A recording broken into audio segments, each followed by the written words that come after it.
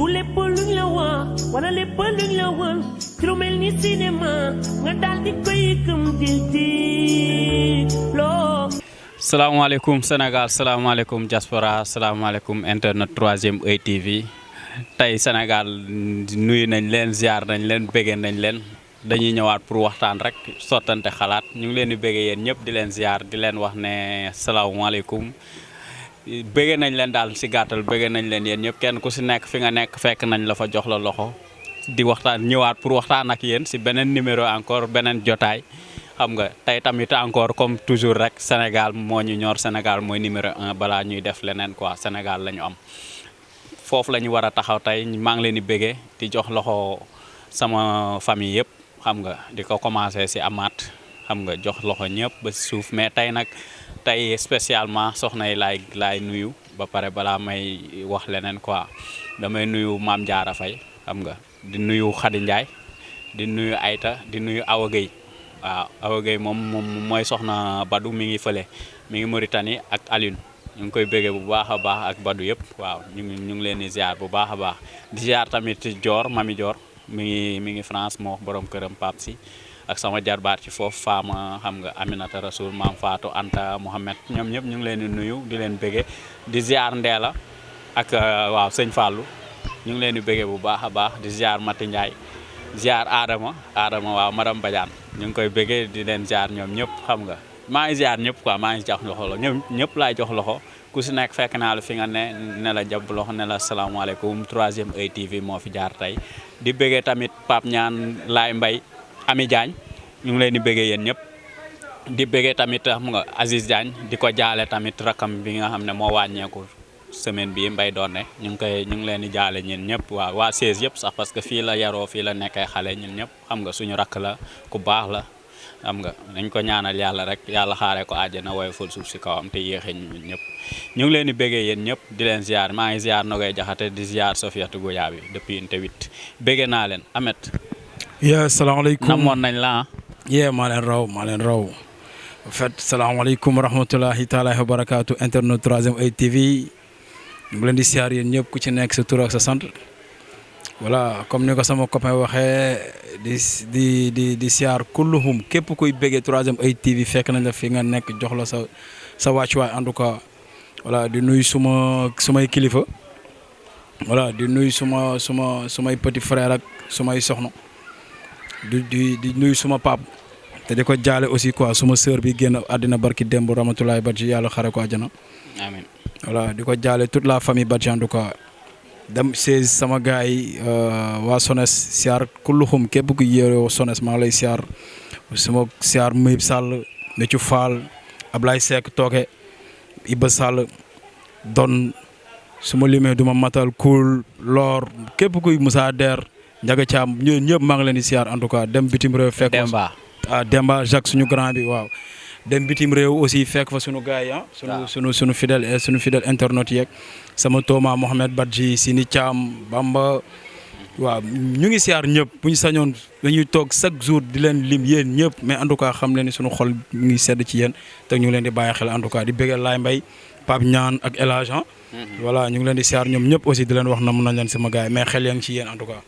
waaw loolu la bëgg nañ leen yéen ñëpp bëgg nañ El Hadj Dabo depuis Brésil bëgg nañu Pape Thior depuis Japon moom mention spéciale quoi Pape Thior bëggee Ñaaseen xam nga ñoom ñëpp ñu ngi leen di bëggee ziar nañ leen bu baax a baax Abu gis nga moom borom RTV instant bi nii ñu ngi tourné 18h moom mi ngi añ quoi Abu di bëggee prési tamit waaw di bëggee prési moom moo géré affaire yi moom buñ ko tuddee buñ ko tuddul yëpp moom xam na ne moo yor affaire yi quoi jaajëf tey nag Amet damay wax gars yi rek ne tey même chose tey moom Sénégal la ñuy waxtaane te actuellement ñu toll nii du woon moment bi sax mais il faut que ñu waxtaane ko pour ñi nga xam ne ñooy seetaan 3e Oeil TV ñu mën a am ñoom luñ ci jëlee xam nga parce que fi mu toll nii ñu toll nii Sénégal mooy li ñëpp di bañ a am di bañ di def di ko kaas chaque jour mooy que ne Sénégal dañuy bëgg a def élection day ñëw ñu campagne politique élection passée ñu continuer di politique ba élection ñëwaat waaw loolu c'est parce que politique moo nekk métier léegi quoi ci biir Sénégal bi. comme du suba jant sow. c'est pas normal. du matin au soir politique la def liggéey. c'est pas normal. kooku voilà kooku bis bu noppee day rafle quoi. voilà tey nag foofu la ñu war a taxaw. moo tax dara si politique bi nag dafay ëmb lépp dinañ jaar tamit si suñu ministre borom jur gi. ba léegi ci politique bi la rek. waaw ba tey si politique bi la rek parce que même esprit bi la quoi. waaw même esprit bi la. dinañ jaar foofu léegi nag xam nga bàyyi ñu dem jël jingle bi dellu si ñu yaatal quoi. jeex na tàkk jaajëf. jeex na tàkk.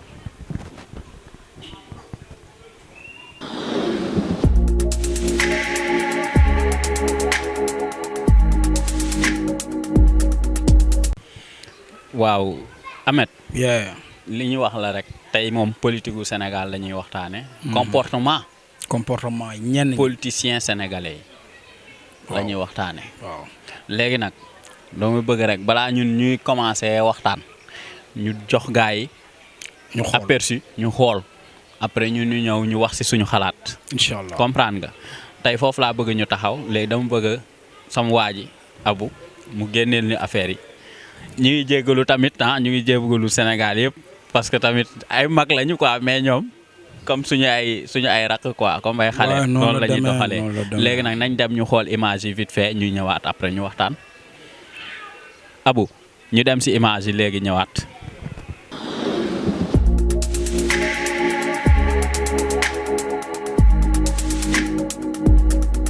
maa ngi lay woo. jot naa sa jabar wala leneen mais fu ma la fekk danaa dëgg sa ndey yow yaa xam naankatu sàngara nga doxaankatu caga nga ko ñàpp sa ndey nga di tuul nekk wat say koy ci kanamu Marème Faye danaa kat sa ndey ñu jëlee la fi nga ne doomu xaj piir nga boo amee fit nag danga may porter plainte ñu dem ci yoon sa lëfal ndey géwalu xaj bi nga doon jaamu xañ nga ku ñàpp sa ndey nga yow yaa xam yaak Farba Ngom danaa toj seen cottu ndey ba ñëpp xam ne Dakar naa seen ndey yéen ñaar ñooñu yow yaa xam naan sàngara ak doxaan caga mooy sa métier ku kat sa ndey nga Macky Sall warut a nangu sax nga jege ko danaa Dakar seen ndey yow yaag Farba yéen ñi ma tudd neel Farba Ngom bu ma amoon kéem danaa ko saaga naa ndeyam te danaa toj cortu ndeyam géwal bu xaj bi mu doon jaamu xaj bi mu doon lekkatu riba bi mu doon lekkatu suuf bi mu doon ku ñàpp ndeyam la suufu Ndakaaru sëpp dagg na ko jaay ko mais danaa téegal ndeyam moomu moo mérité dem kër yi fa Karim demoon mu tëdd fa te dees na ñàpp ndeyam tôt ou tard bu dee day nekk di yàq rek danaa cocc ndeyam jox ko kay live bi maa ngi koy yónnee Aly Ngouille pour mu jox ko président Macky Sall yéen ñaar fu ma katte seen ndey ba bàyyi leen dootu leen doon dara sa lëfal ndey Farba ngi nii di ma woomee cott ndeyam. Moustapha 3 heures du matin laa ndekkee cott ndey Farba ak ñi mu àndal Macky Sall bu fajul li may faj. ñëpp lay boole saaf seen lëfi ndey ci biir géej gi building beeg bi ñu sàcc ak xaalis bi ñu sàcc ak li ñu sàcc ci terre beeg lépp lay dugal ci seen cott ndey saam leen ñoom ñëpp def ci géej gi joxal ma live bi xalif général des mourides dajjay ndey ñii nit ndax ne la watuma li ma daj ci ñoom danaa xott seen bujju ndey ba ñu xam ne duma seen morom seen cottu ndey maa ngi lay yéen waa Benno Bokk Yaakaar pour ne pas dire Benno Tas Yaakaar parce que yéen ci ngeen bokk parti socialiste ci la bokk AFP ci la bokk réew mi rek moo ci génn LD ci la bokk yéen ñëpp laay wax ak seen président Macky Sall ci turu waa Dakar dama bëgg a xam déglu leen ci turu waa Dakar man xam ngeen ni man bokkuma ci woon ba tey jii bokkuma ci donc man dama leen di laaj yéen ak président Macky Sall ak gouvernement am ndax ñun waa Dakar ci Sénégal lañu bokk wala bokkuñu si. ñu ne grand-mère bi boo nekkul transhumant boo nanguwul ñëw joxe sa bopp ñu takk ci buum diri la ba pale ba nga gis le grand boss mu waxaale ak yow poste ministre wala sax premier ministre ah wala PCA wala.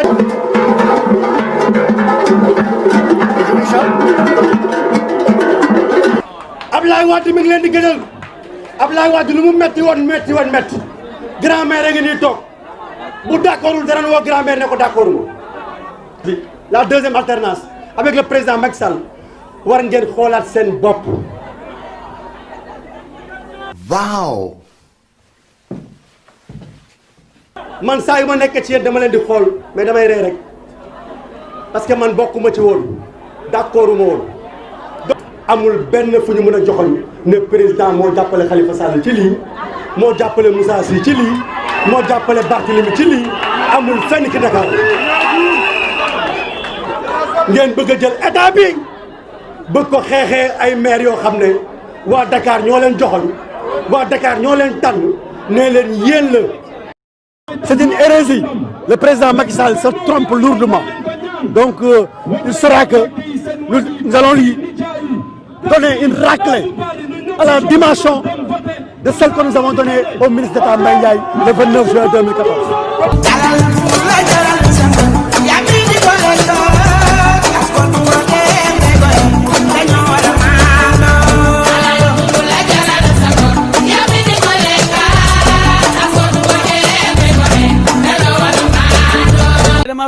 am na ñoo xam ne luñ ñàkk mbaa ñu sonn donte amuñu luñ dundee du tee ay gor rek la ñu doon. parce que loolu mooy dëgg. am na ñoo xam ne bu ñu xiifoon ak lu xiif bi tar bu ñu maroon ak lu ñu mar du ñu mës a nekk ay transhumants. bi xeetu wax bu rëy. man mosuma ko gis. ay waay Moussa Sy mii bu demee lan lay wax waa koñ ba. du ngeen jël yet fekk ko fa mu toog. kii fan lañ ko war a boole sax. koo xam ne féetewul fii féetewul fe fu neex rek mu nekk. bu boobaa nan lañ koy tuddee. waaye seytaane lañ koy tuddee bu boobaa. yaa Cheikhul Ibrahima Baba Lamine Diassi. wala lan mooy acte transhumance sax. transhumance moom def ci code pénal rek ku transhumé rek ñu fetal la nga dee. ah bon kon père Alba Mosco doom bi moom bu Moussa Sy mii waay. waaw fetal gaa nga pulaay. oh kon nañ tëj émission bi ba beneen yam. kon nañ fay télévision yëpp tëj yëpp ku nekk dem toog sa biir kër. ah bari ñu.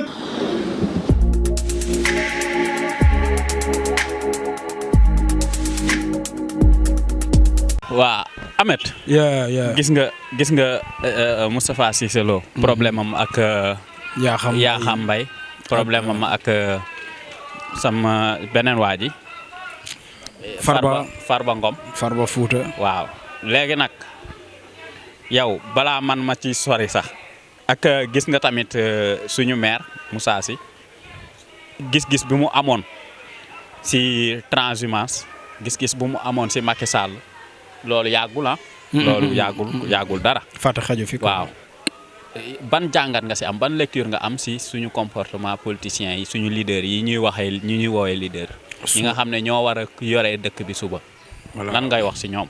en fait damay commencer par comportement El Pistolo quoi comme niñ koy waxee ah. waaw borom goon yi. waaw boo xoolee Moustapha Cissé Lo 2011 bi muy jógee bi mu génnee PDS di nekk APR.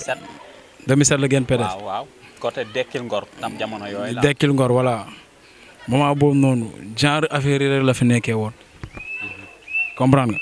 mais boobu moom moo waa APR nekk guñu woon ci état. depuis ba APR faloo ba léegi.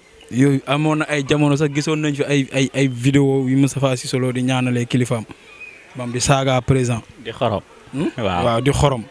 quoi voilà tey jii nag yàlla dogal na ñoom seen biir encore ba tey jii ñaani ba léegi mu ngi fay continuer quoi saaga yi. ci ñoo xamante ne en fait. comme ni ma ko waxee woon keroog dañ leen di wooye ay kilifa lañ ci réew mi quoi. comprendre nga. mais dana dem ba toll foo xamante ne sunu réew mi day mujjee tumuranke kilifa ndax ku ñuy wooye kilifa nga jël ay saaga yu day nii quoi. est-ce que comprendre. jëmale ko ci sa morom. comprendre may waxee. bu baax maa ngi lay dégg. en fait xaw ma ban muus moo ko piqué quoi ci moment bi muy saaga yi. mais bu doon keneen la quoi war na sóor njabootam bu baax a baax parce que dafa am loo xam ne du dañ ba ilaa yow mi diin pour te dire lu tax ma ne du dañ ah. waaw Ablaye Wade bi balaa ba muy wax ni policier ay nit kese lañ buñ leen dóoree fayu leen buñ leen saaga. ñu jël chaîne vélo. ñu jël chaîne vélo. merci fayoo ko mais 2012 campagne électorale bi doon nañ ko fàttali lam daan def waaw n'est-ce pas. waaw léegi Cissé Lo tey jii bu doomam demee ba war a xëccoo réew mi ñu ne ko sa papa moo fi def lii. wala sëtam wala sëtaatam. waaw du dañ moom comprendre nga. mais xam nga lu ma ci déranger. bi mu nekkee seen biir di saaga ña ci biti amuloon problème quoi comprendre nga. bi mu nekkee seen biir saaga fi ku ne Moustapha Cissé Lo ku mu xamul la saagaagul quoi comme ñun ñi mu xamagul mais Moustapha Cissé Lo sëñ bi ay saaga miin nañ ko quoi. te tel devait pas être le cas. léegi suñ ko ñëwee ci cadre politique sénégalaise quoi. preuve la rek ay preuve la quoi ni que R4 bu paan la kaay leen pousse ma taax a bàyyi leen ngeen dem quoi. comprendre nga. waaw voilà fii ñoom ils ont tendance à dire dimbale askan bi jàppale askan bi booy ñëw yëkkati benn 2000 10 000 20 000 may la ça veut dire jàppale nañ la comprendre nga buñ tourner gauche xool nu ñu encaissé si yow ay millions.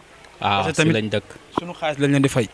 waaw kon ñun mérité nañ le minimum de respect. et de considération quoi. ce n'est pas parce que tey am naa problème 10 000 mu fekk ma fii may ma 25 000 wala 50 000 mooy tax ba moom mu mujjee jël place yu yàlla sama kanam quoi. comprendre nga mais dëkk bi fi mu jëm politiciens yi fi ñu jëm ak réew mi ñun ñii askan gi ñooy jël sunuy matuwaay. parce que ñoom mooy ragal boo leen doon dugalante doo teg kenn doo doole xaalis quoi non blague à part. boo leen doon dugalante doo doole xaalis ku nekk day jël dem parce que yenn comportement yu indigne yi ngay gis suñuy politique dafa jéggi daal en fait allez man dama ragal quoi man dama ragal loolu tax ma ragal média du doon loo xam ne da nga koy def tey mu deñ suba lu fa xas a dugg day doon loo xam ne fa lay des pendant des années te ñoom lépp lu ñuy def fu ñu médiatiser ko de telle sorte que bu positifé xayrun bu négative mu des fa ëllëg sa doom di foo xool ci yooyu noonu jàpp ni logique la parce que kii nii gis na ni kilifa la est-ce que comprendre mu yaakaar lii lu logique la or que lii du lu nit war a roy comprendre nga te ñoom ils sont censés défendre nos causes quoi ñun ñu amul kàddu mais kañ lañ koy défendre ci kaw seen poste fees ba pare quoi parce que ku ci nekk sa intérêt poste ngay lijjanti ñoom ñëpp autant qu'ils sont ñoom ñëpp samba ak amul bàcc ñoom ñëpp sëñ bi seen poche rek la ñuy lijjanti te buñ xëyee ñëw soxla ñu nax ñu quoi comme niñ ko waxee may ma 2000 may ma 5000 après lépp dagan si ñoom quoi mais Moustapha Cissé Lo après yaa yéex nañ koo daax mais daax bi li si ñaaw mooy niñ ko daaxee moo war woon am parce que ba muy saaga te commencement ba lañ ko waroon teg ay daan mais duñ bàyyi ba mu saaga leen seen biir ñu koy door a daax parce que saaga na fi Ousmane Sonko saaga na fi buso yeeg saaga na fi jeune marabout yeeg saaga na fi ku ne est-ce que comprendre dem na sama benn moment ñu ne saaga na askanu Casamance yëpp na leen ay rebelle la ñoom yu demee noonu yooyu yëpp ñu ngi ko doon toléré comprendre nga mais bu demee ba saaga yaa xam mbay certes saaga yi ñaaw na trop bu tax ñu daax ko bon xawlu naa ko ñaawlu lool daal. man Ameth man gis-gis bu ma am si affaire boobu mooy que ne Sénégal dafa am loo xam ne day am mais fu muy garaawee duñ ko laal tout le temps dañ koy bàyyi mu jàll quoi man li ma gis sama gis-gis mooy que ne ki nga xam ne moom moo fuité audio bi kooku dañ ko waroon a seet ba gis ko ñu jàpp ko tëj ko déjà. en fait loolu doguma la sax mais su ma juumulee si ma mémoire bon mosoon naa dégg nii que loolu dañ koy daan. ci non dañ ko war a gis. parce que dañ ne ku siwal lu jaaduwul quoi. yoon daray teg loxo. comprendre nga certes Moustapha Cissé Lo saaga na saaga yu ñaaw mais saaga yi fi mu jógee ba dugg ci internet bi tamit foofu tam beneen problème la quoi parce que nit ki tam lu lekk nga war a siwal quoi. loolu la quoi man foofu laay wax. ki nga xam ne moom moo jël audio yi mu génne ko ba askan bi ñëpp jot si kooku dañ ko war a seet fu mu mën a ne ñu jàpp ko téye ko teg ko loxo. parce que affaire yooyu dafa war a dañ. non benn.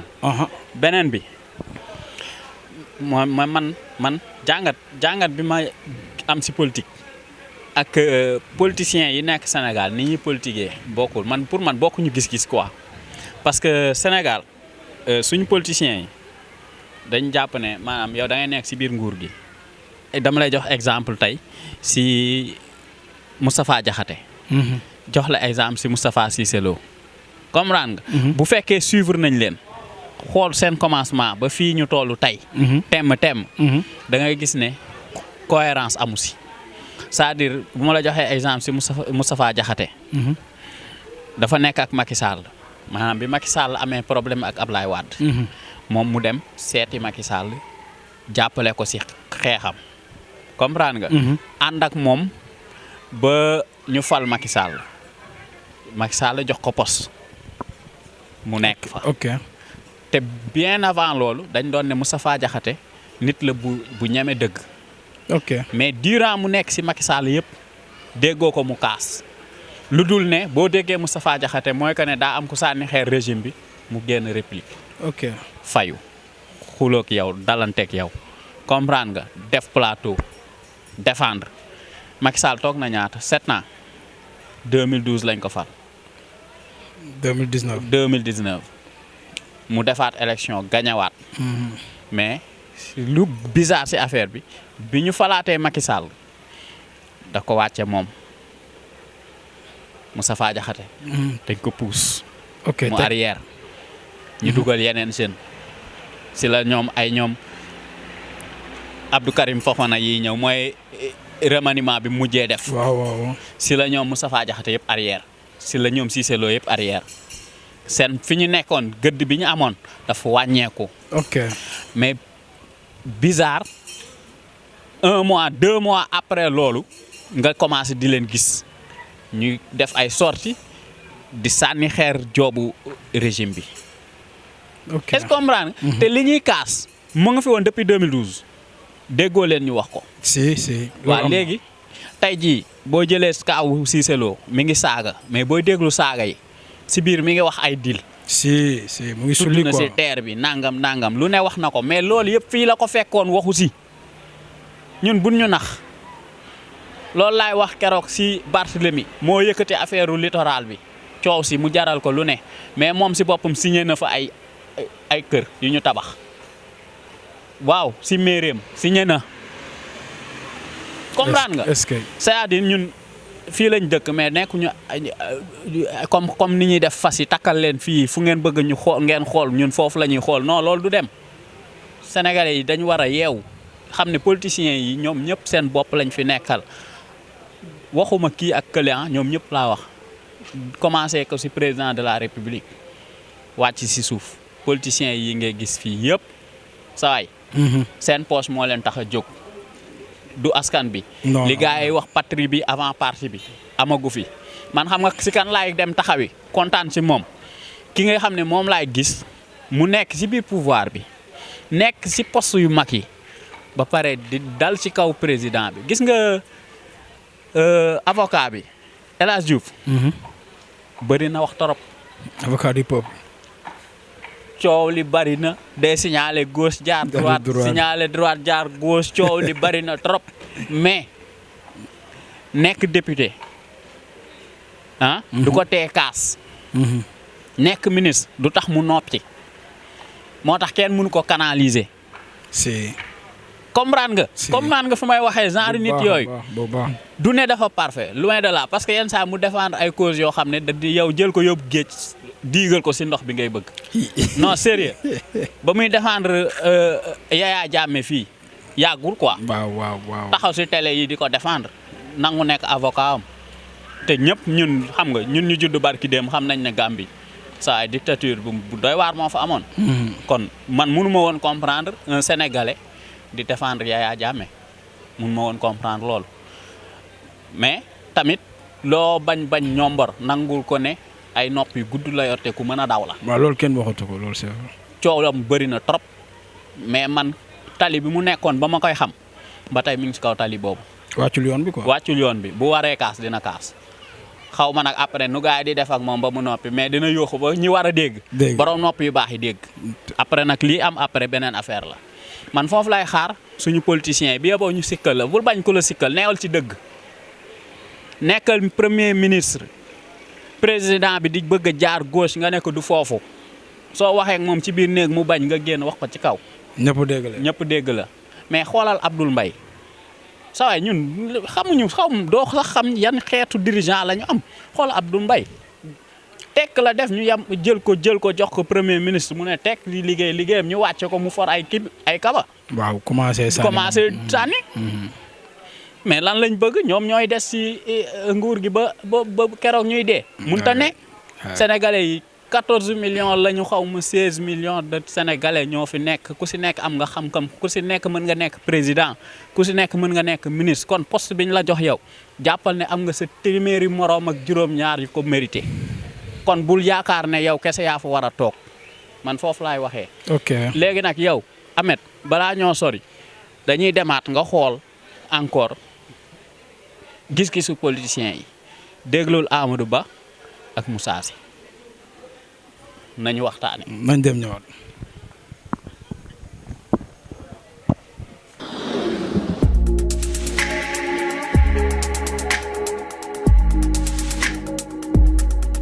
waa Parcelles Assainies yëpp ci teraanga bi nga xam ni defati na ko Parcelles Assainies Moussa ma lay dolli dénk rek li ma dénk sama bopp mooy yemal fi mu la yemloo président Macky Sall defal lim la defloo nga fexe nag mu ban laa gën a gore fi mu la yemloo président Macky Sall defal lim la defloo nga fexe nag mu ban laa gën a gore loolu la fi mu la yemloo président Macky Sall defal lim la defloo nga fexe nag mu ban laa gën a gore loolu la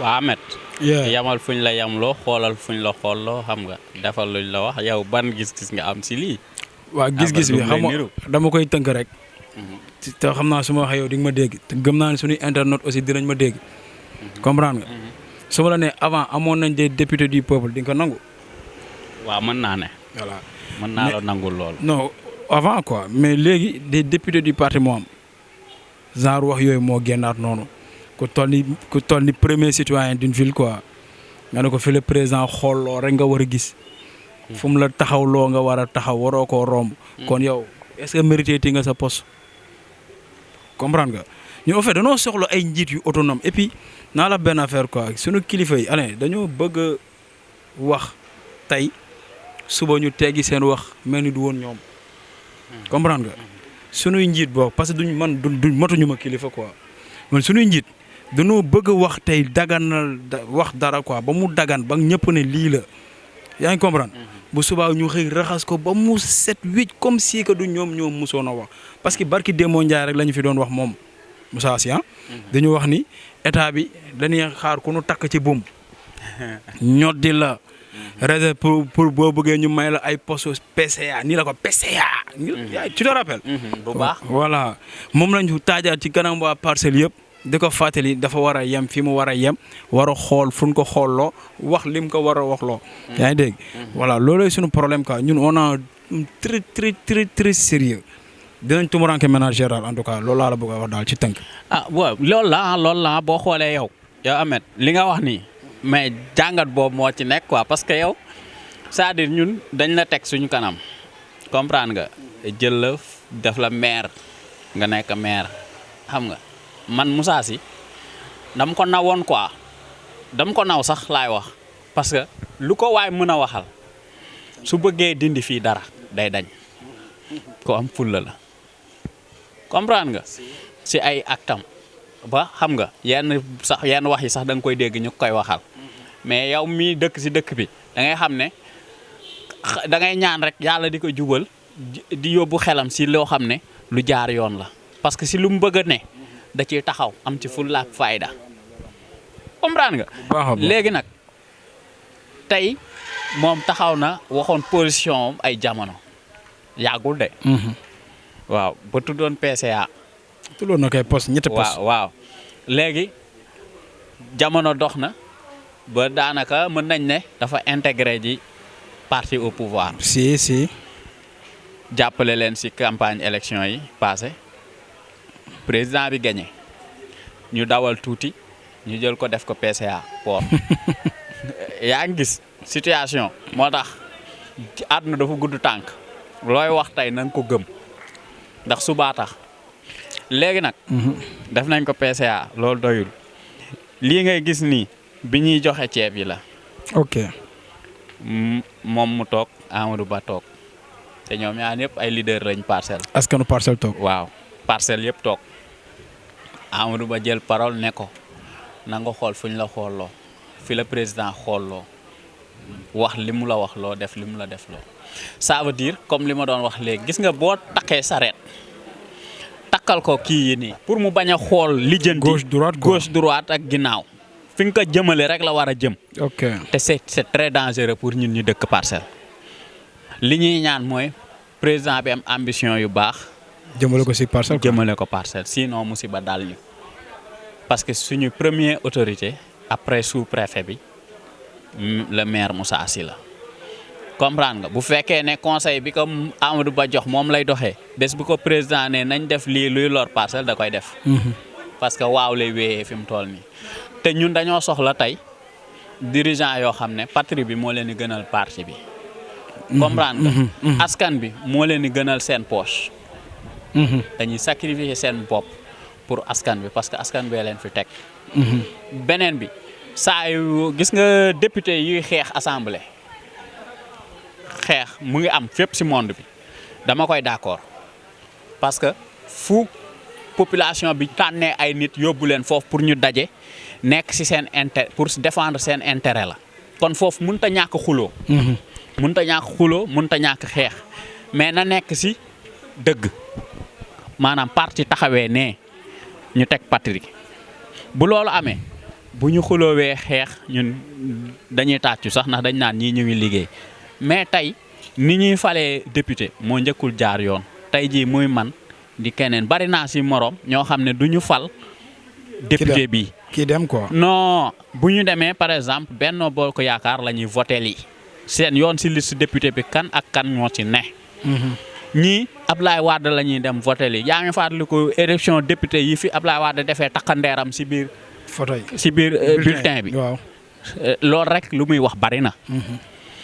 foofu la Sénégal toll te dafa war a changer gis nga dañu war a changer ñun d'abord suñu mentalité changer suñu gis-gis ci politique. mooy waral tey jii ñu ne assemblée bi mukk parti au pouvoir du fa nekk majorité. mais situation bi suñu politiciens yi di doxee esprit bi ñu am ci sénégalais yi esprit bi ñu am ci politique tey jii bu ñu defee loolu dëkk bi dellu ginnaaw.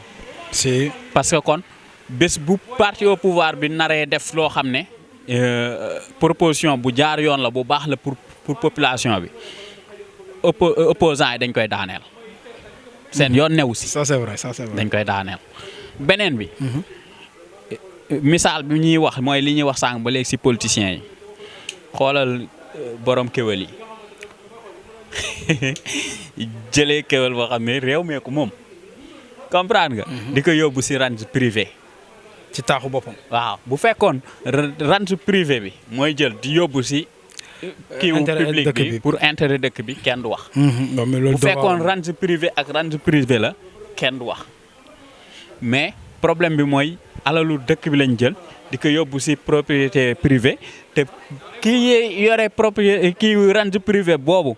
moom mooy ministre bi. moom lañ dénk suñu wàllum jur. waaw mais dafa xaw a bizarre neexut a dégg. ñun lijjantiwuñu sax këyit yi ndax jaar na yoonam jaarul yoon xam nga lan laa ko ji man ban misaal laa la ci jox après nga wax ci yow loo ci xam.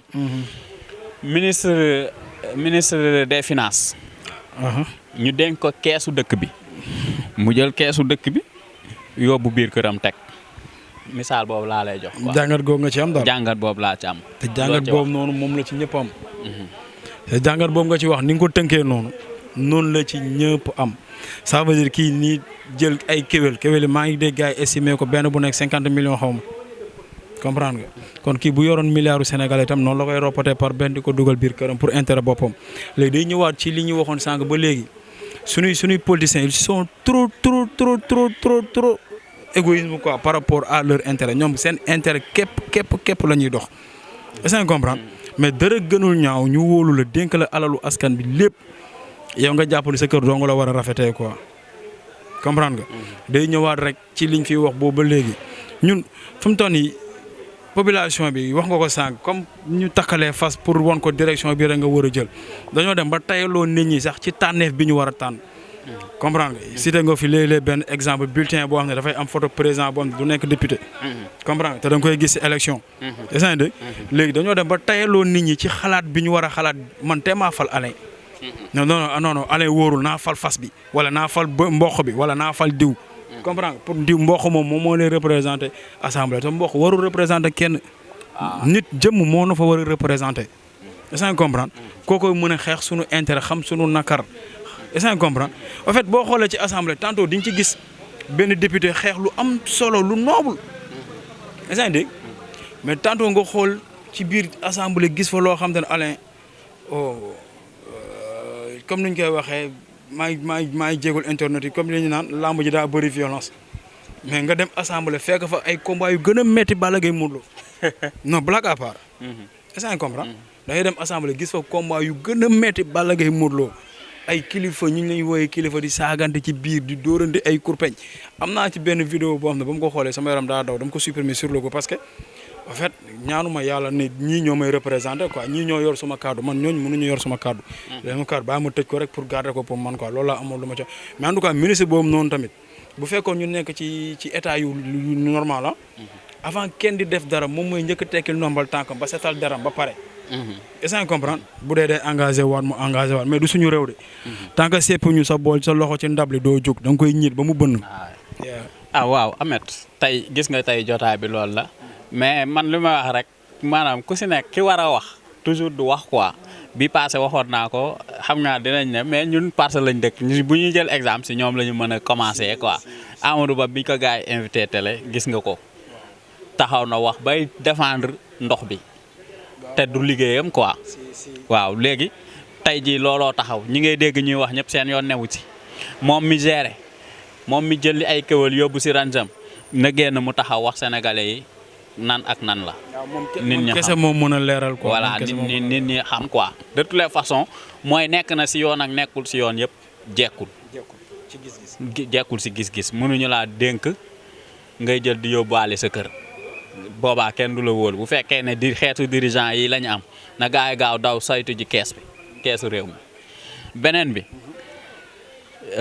kontaan nañu comprendre nga kontaan nañu si internetu 3ème Œil TV parce que ñu ngi suivre xam nga ñu ngi béggee ñu ngi ñuy jox ñoom tam seen ay xalaat suñ téléphone yi daanaka léegi fayatul dañuy woo mooy loolu léegi nag comme d'habitude dama lay bàyyi nga wax jox gaay message bu mujj nga tàggoo waale après ñu xool nu ñu def ba beneen. salaam ma ñëwaat Alain sama message bu mujj bi tey conseil bu may joxe la quoi conseil la cri de cœur la comme d'habitude en fait ñun dañoo am benn politique Sénégal boo xam ne du politique politicien bi ñu doon wax quoi mais politique commerciale bi ñu am boo xam ne baaxul. saaku ceeb 2 mois de cela saaku soble 6 000 la doon jar. tabaski bi. voilà après Korité bi juste 6 000 la doon jar. soble beeg pomme de terre bi yéeg na de 3 000 de plus. comprendre nga. te keroog damay wax ak benn commerçant soble quoi mun na ma soble gi léegi 9 000 lay jar man ko pourquoi mun na ma daa manqué. man ko ñun gënaluñu ñuy dem Auchan di fa jëndi parce que maa ngi jégalu sax ci pub bi quoi di dem ci barabu nasaraan yi di fa jëndi quoi gënaluñu.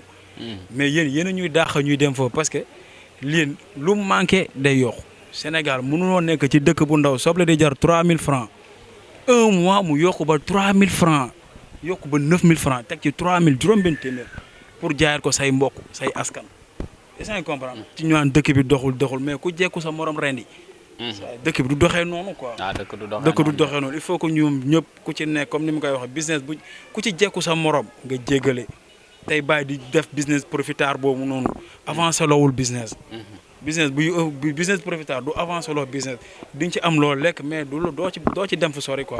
loolu la amoon tey message may lancé di siyaaraat ñëpp comprendre internet 3ème Œil TV yëpp maa leen di siyaaraat di jaalewaat sama mbokk yi sama sœur bi di ñaan saraxam yàgg suñu loxo suñu borom xare ko àjjana voilà loolu la amoon li ma di ko jaale sama pap suma yaay ak sumay rak ak toute ma famille daal en tout cas jaajëf.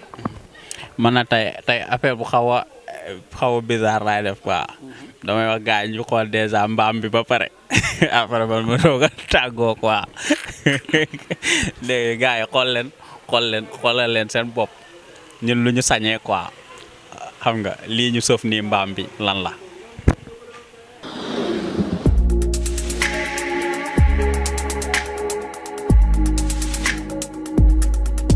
nii nag lii moom tey laa yem lii ci Touba moom waaye yéen wàcce leen mbaam mi lii mooy lan lii adaf ko attanul sama waay wàcce leen mbaam mi wàcce leen mbaam mi yéen a ngi rey mbaam mi di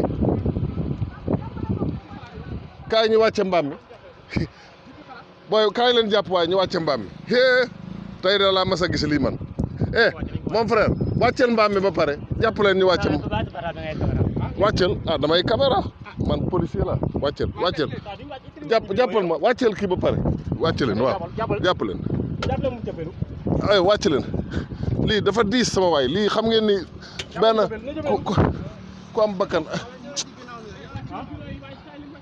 ku am bakkan attanul lii lii daal gaaw leen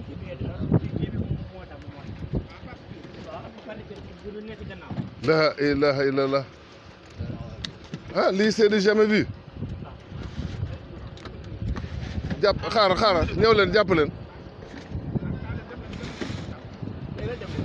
non booy dem leen ne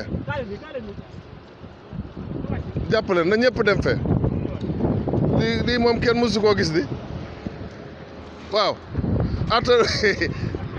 mais c'est du jamais vu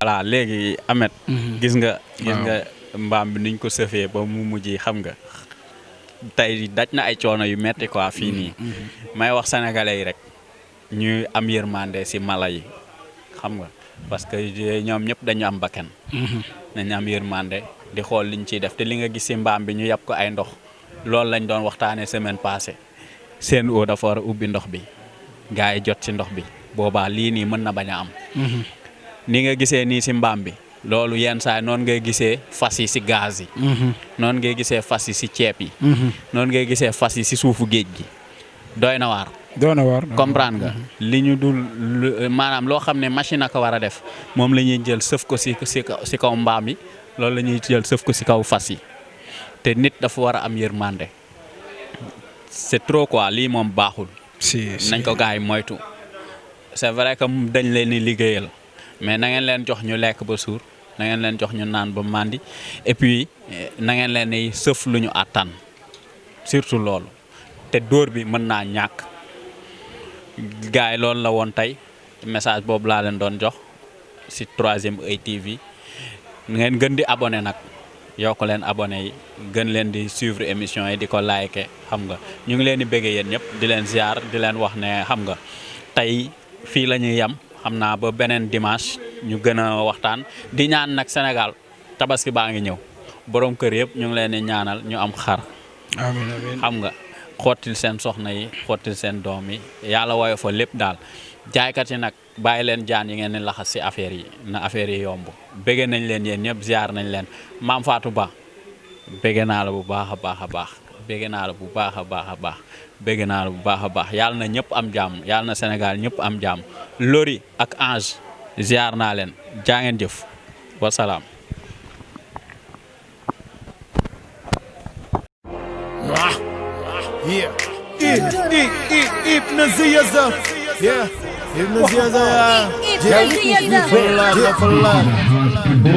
yow duma si kim kon du gesoo may yóbbaale yoonu bandi laa jaare du wéyoo may dogaale da ngeen mënoom xaar ci roi ma judd rekk naaw yéenay doome la mënoo ma jotu tàggu caaw da ngeen foogoon ni manam naa jotu toog di wéyt li ne ci man laa gëm te yàgg naa ci wéyt fu seen gis-gis tollu man fa laa tàmbale deewu bigeeg seen dee man moom laa yaamale yow gis nga bomb leneen lu ko gën a violent rappeur yi di may triste loo ni gaamu violent getal mixtape bi yow weddi ñi nga gëm seeni carrière comme Titanic jëm du dee nga tëm xel sori bëgg a witti la muy seen si garab lu la leer seet ko samay sound ni ku dee arab jàmbaar dëgg du daaw ba naan day wuti doole man vainqueur laa te gaynde la ma meeru xoole bu ma liyo li dégluwul bàyyi leen nag feeki géwél yàgg naa tedd te musul faale kayit yi ne leen dinañ ma gëj a gis seeni bopp koñ yi léegi am naa job te may ki fopp seeni rongañ meer yëpp bu la neexee kalash ma manaw ma seeni joot gàtt naa seeni pantalon mu njëkk ma ni short man dama tuuti ni Balla Gaye rëy ni Obama samay punchline bal la bu la dalee baal ma di leen socc ba dee duñu mës a reetaan dina sotti su dee musal nga ma seytaan may ki leen di ump ni seen bisu dee man dama lëj di gënt foog na firi ma doog a koom ñoo bokk fu ñuy xoole waaye bokkuñ gis-gis bës bi lañ tal ma maa ngi bis na wu ciis xam bi tee tuñ ma maa ngi gën di crise man seeni yàqu néew laay fondé samay entreprise dinañ daw ba lekk seeni tëstan duñ ma daam man sama rap dafay prévenir ni horoscope damay gis lu kenn dul gis ni télescope suñuy degré de science wu deni suñuy coob fu tane nekk ñu ne feebar juugu fa la xel ba def nekk suy pade pese duugu fa ñee sandi ma ñaan ñi fi ne duma ak ñoom ñëpp client lañ te maa di seeni góom sama jutta ump ñu bari sama dey ñëpp a koy yëg yor naa xel bu ndax bukki la maa ngi Moussa yu lëg man su ma nekkoon ak Bob Marley du ma dàkku tux boon ma ranki ñelaata bëgguma ku ma law sa góor yow ba may tëkkaleeg sa bopp kon boy danga doof boo ko daan ne continuer boo meree na nga meñcee rappeur yu bare perte rappeur ni ku génn jeel man guddi gi laa tàkk jóg ngir mën a yegg teel sama jant fenk bi dew yëpp suulu haat yow moo te dama doom foo gaay sib ni dama haat lu tax su ma waxee ñëpp teg ni géwél laa lu tax gaynde yëpp di ma rëbb comme si géwél laa lu tax ñëpp di ma góolu kon man xewal laa man dama suuli den ba mënul kàpp ma teewal laa fu soo yëg bu suul sa rappeur du kenn hymne laa buñ la laajee boy bi kan la nekku si